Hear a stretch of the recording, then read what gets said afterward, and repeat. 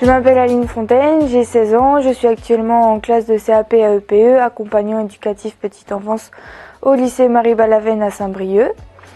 Durant notre année de classe, on nous a proposé un séjour à Lourdes pour aider des personnes au pèlerinage des rosaires, accompagner des enfants en situation de handicap, des personnes âgées en situation de handicap, durant les prières, etc. On a aussi participé à leurs soins. On les a accompagnés pendant leur petit déjeuner quand on avait le temps et quand on avait de la chance. Parce que parfois ils partaient plus tôt et on se croisait seulement 10 minutes. À la fin du séjour, on a présenté un spectacle qu'on avait préparé tout le long du séjour. Donc pendant une semaine, on a préparé ce spectacle. Les enfants en situation de handicap y étaient invités, les parents aussi. Et ça s'est très bien passé, c'était super. Ça nous a fait du bien d'aider les personnes en situation de handicap. Et voilà, quand on est reparti de Lourdes, on a eu un changement de comportement radical. On était beaucoup plus posé, serein. On voyait plus du tout les choses comme on les voyait au début du séjour.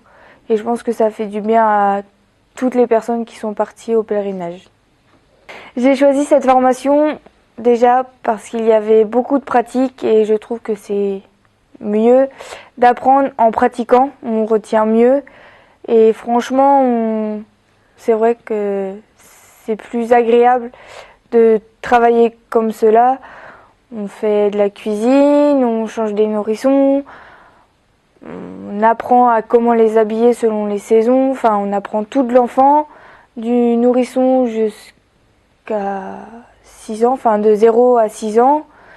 Et franchement, c'est intéressant. C'est mieux que d'être assis et d'écouter ce que disent les profs. Enfin, on écoute quand même, mais on pratique. Donc c'est plus épanouissant.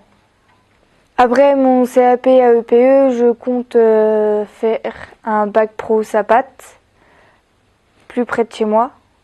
Et ça va m'ouvrir aussi pas mal de portes. Donc je pourrais faire un concours d'auxiliaire puère et un concours d'infirmière pour ensuite travailler dans les hôpitaux, dans les crèches, enfin voilà.